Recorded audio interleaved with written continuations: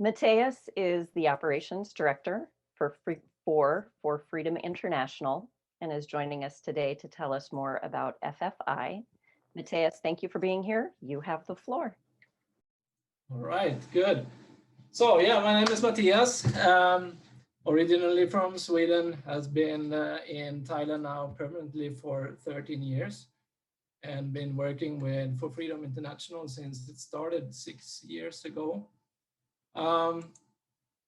Just want to take some time and explain a little bit about what For Freedom International is all about, some of the issues that we are facing in Thailand, and also highlight some of the needs in the region of Southeast Asia.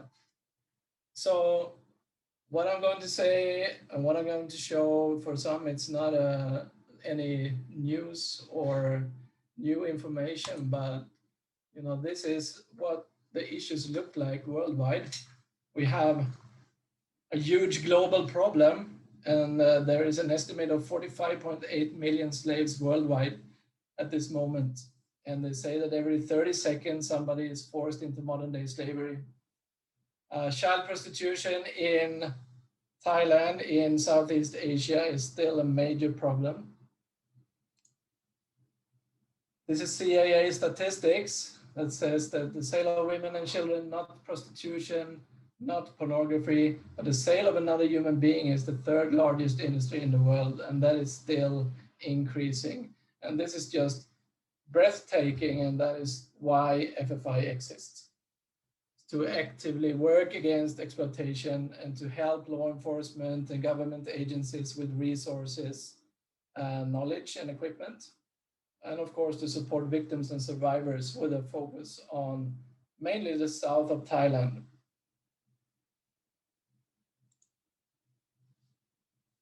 FFI is a faith-based organization that is focusing on developing anti-trafficking and anti-exploitation programming.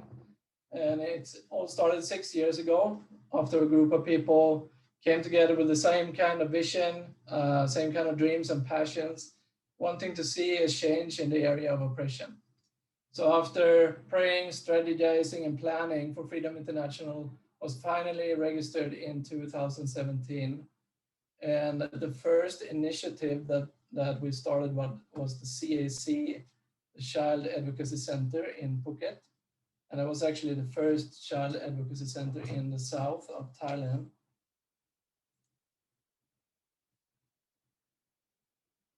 Our goal is to address the problem of exploitation in a holistic way, and we do that through prevention, through intervention and restoration programs. The CAC, as I talked about before, is started in a partnership with the Royal Thai Police and the FBI. And these pictures are from the opening ceremony, where we were asked to, actually by the second general in command of Thailand at that time, were asked to open up the Child Advocacy Center in Phuket. And I'm going to show you a little bit more about what a Child Advocacy Center is, if you don't know. Child Advocacy Center is a place where we can help with case support, where we have a child forensic interview room and licensed social workers. In the middle picture, you can see the interview room, and on the right-hand side is a monitor room where police, prosecutor, or whoever is part of the MDT at the present can sit and monitor. And everything, of course, gets recorded from there. As you probably understand, it's crucial for a child that has become a victim of exploitation or trafficking to come into a safe, child-friendly environment, not adding to the additional trauma that they already have. Now, the common practice here is often that you take the victim to a police station, and at the police station, you are being surrounded by numerous officers, social workers, and prosecutors, and that could be really traumatic for the children. So this is our way to help to support law enforcement here in Phuket, and our intention is to also expand these child advocacy centers more south of Thailand. We also cooperate with THAI-CAC, which stands for Thailand Internet Crimes Against Children. And we do that with school education about internet safety and safe touch. As you probably know, internet has become the #1 gateway for young girls and boys to get stuck in exploitation. So awareness is huge when it comes to prevention. During the end of 2019 and until COVID started, we had trained close to 2,100 students around Phuket in internet safety and safe touch. And the reality in Thailand is that you don't talk about sex, you don't talk about abuse. It's not culturally accepted. So many children don't even know that they are being abused. So teaching in those areas is crucial. And we constantly encounter victims of abuse where families and sometimes whole villages know about it without reporting it. And this is one of the challenges in honor and shame culture as we have it here in Thailand.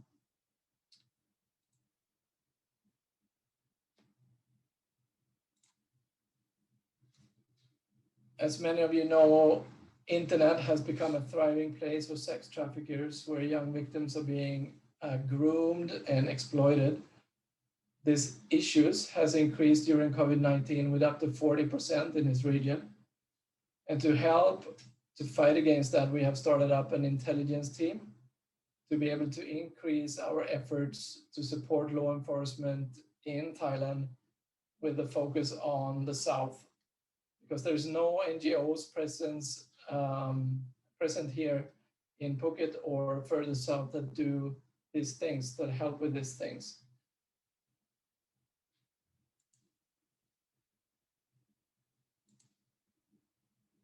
By the intelligence team, we can help law enforcement to gather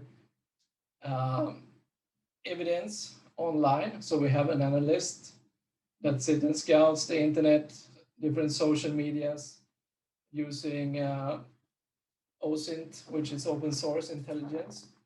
She is also trained in creating case files and job orders that we can hand over to law enforcement in a format where they already are used to work in. For us as an NGO to do this will create extra pressure for them to actually act on the evidence. So this is an important role of an NGO here in Thailand. We also have investigators for surveillance and case support, and social worker for victim support and aftercare and follow-up of victims. We have also now starting to order and support law enforcement with forensic equipment that will be able to extract evidence from mobile phones and computers.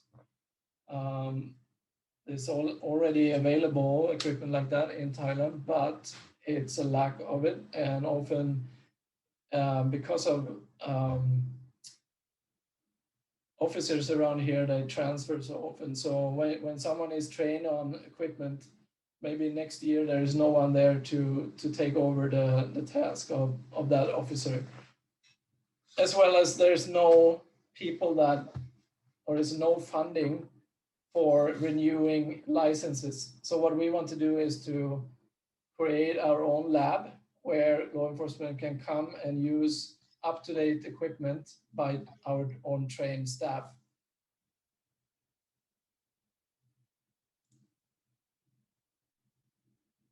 For Freedom International also helps international traffic victims in Thailand through the legal and practical procedures in order for them to return home. We had women from African and Eastern European countries quite frequently come to Thailand to work, and they're often tricked into a life of sexual exploitation. And what happens is that, well, some of them might come by free will, knowing what they are going to sell themselves, but they don't know that they will be stripped of their passport and locked into a room. Some will be coming tricked like being promised to work in a restaurant or in a hair salon or something like that. So it's different kind of scenarios, but we help these women through the process of getting passports, paying overstay fines, getting them a flight back home, and then connect them with an organization in their home country that can take care of them well while they're coming back.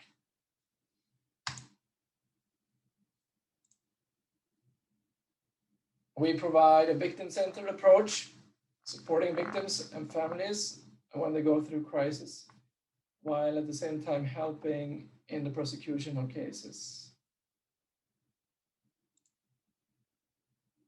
On the restoration side, we strongly believe in empowering survivors of exploitation, but also to give young women at risk a chance for education. So we provide training in the baking and salon industries, and this will give women the opportunity to learn a dignified vocation, get job placements and coaching and opening up their own businesses. Except from the baking and hairstyling hands-on training, our program also provide counseling, discipleship, medical checkups, courses in ESL, personal and professional finance, hygiene, and life skills, which will enable survivors to heal physically, emotionally, and spiritually.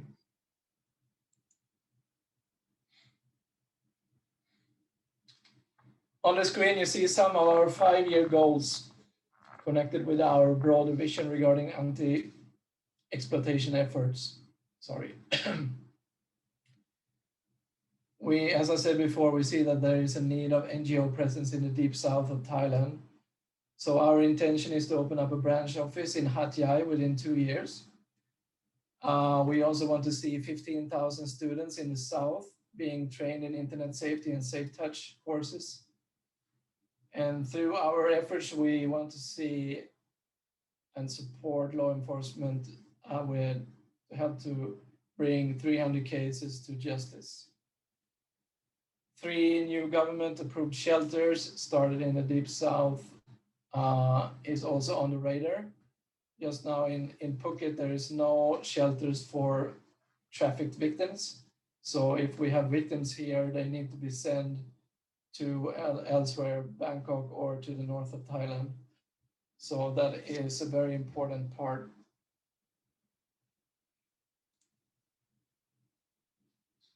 We have a couple of programs under development, and one of them is foster care.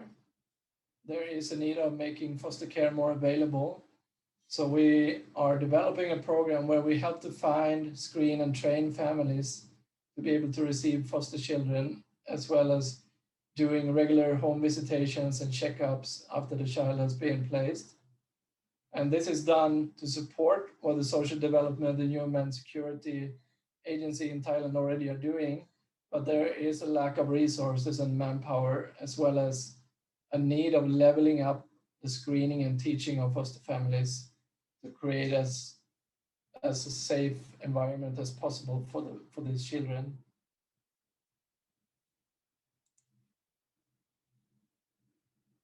The other program that is in the making is an online counseling platform. We see that internet presence has been skyrocketing through COVID. We see also all the issues of domestic violence, of suicidal drug use. There's so many things that are happening during this time. People are looking for answers. People are looking for help on the internet. So we think that it's very important to have a presence there.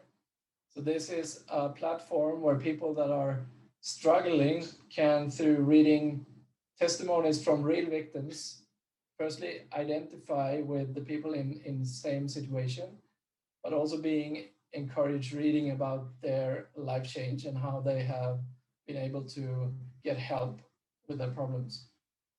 They will get a chance to receive counseling both online and in person, and this program will be in Thai. It will be coordinated by Thai people through a network of churches in the south of Thailand for starters. So this is kind of the broad programming, what a broad idea about what we are doing as a foundation. And if you have any questions about this, I would be pleased to answer them afterwards. I just wanted to also highlight some of the current issues and trends in Thailand before I end up. So this is how this numbers looks like.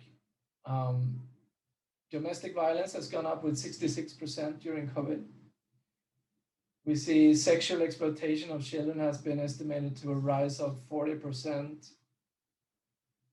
Since 2004, Interpol reported a 10,000% increase in sexual exploitative material, and of course with a spike caused by the pandemic.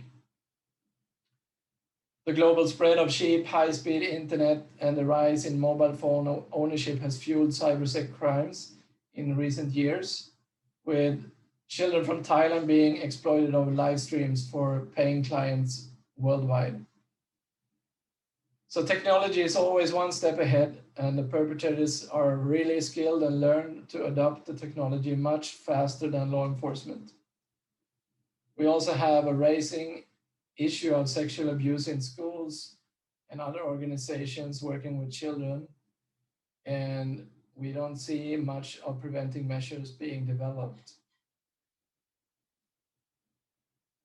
Officials and NGOs have seen child cybersex abuse worsen under the coronavirus pandemic, and of course, this because families struggle to earn a living, while children have been at home, have been online, and this has left some children more vulnerable to violence and psychosocial distress.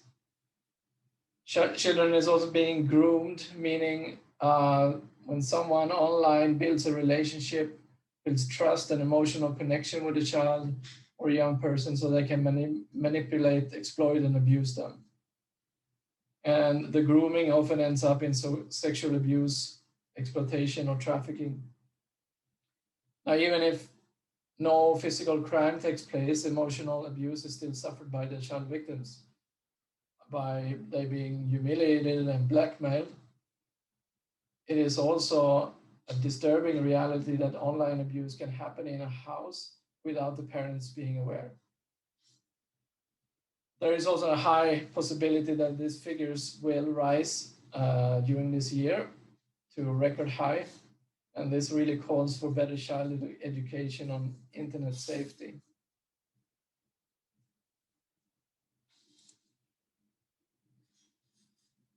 This is a photo from one of our recent investigations.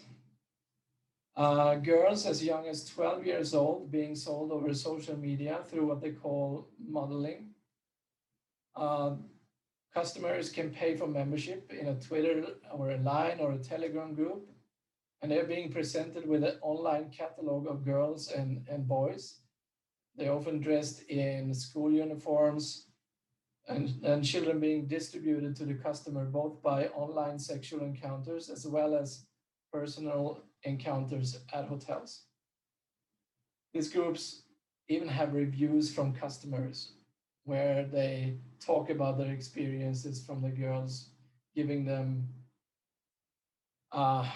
points, rewards for the services is dreadful. And this, of course, in many times happens without parents, relatives, or friends, teachers knowing anything about it.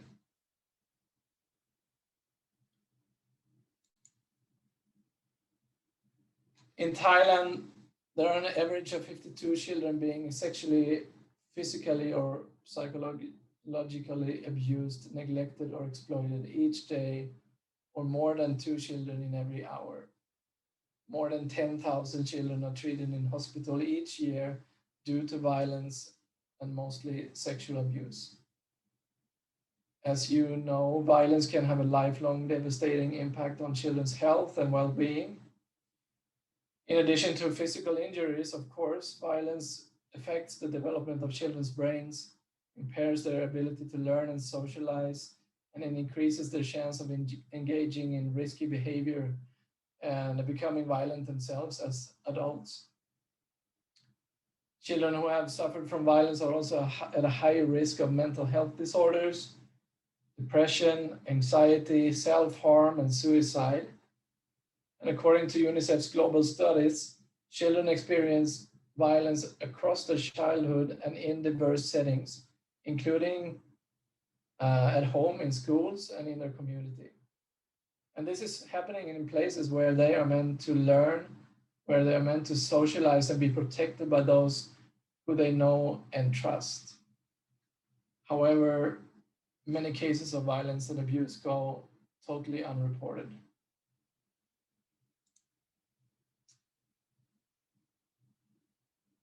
This is actually a slide what I used last week in a presentation to the Child Protection Network of Phuket.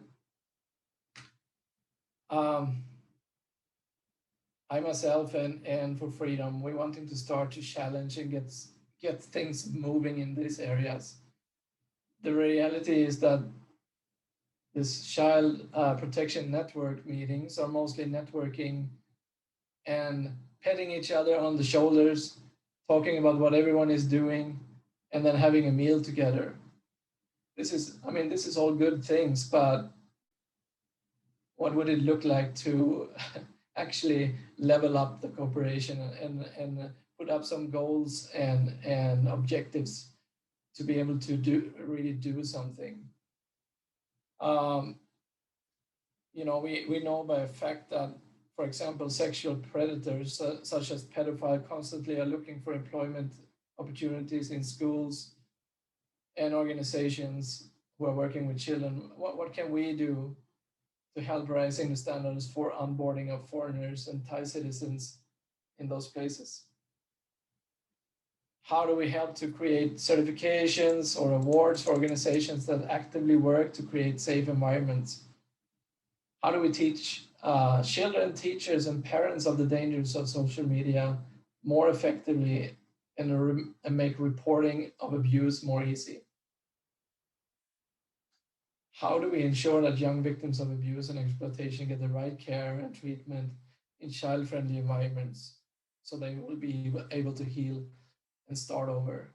This is some of the issues that need to be addressed, not only in Phuket, but in Thailand and worldwide.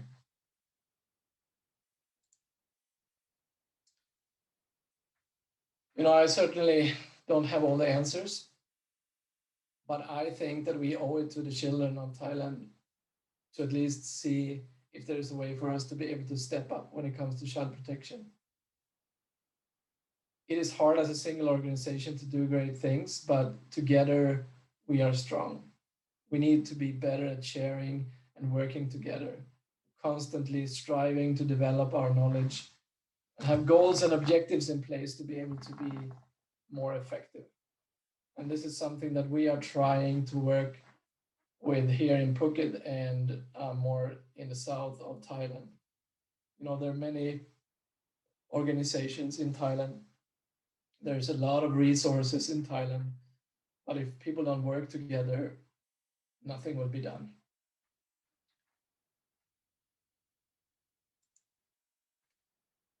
So I just want to thank you for your time. I so appreciate this opportunity to be able to present a little bit about what we are doing. And my hope is really that through strong cooperation, we'll be able to fight exploitation and help victims in an even more effective way in the future. As an organization, we are always very intentional in saying we are not here in Thailand to dictate how things should be done, but to support in areas where there is a lack of resources. So we are always open for input and new ideas. So please, if you have any suggestions or questions, please let me know. Thank you for your time. Thanks, Mattias. That was great and very informative. And I think that one of the important things as an international club is that we have a sense of what is happening in the various countries that are represented by our club, definitely, but also just in general, because The story is a bit different in some ways, country by country, but looking at some of your statistics and some of the problems that you've identified, very similar in many other respects. So especially when it comes to educating our youth, empowering our youth to understand the risks that they have, and allowing that, giving them the tools to protect them, as well as their parents.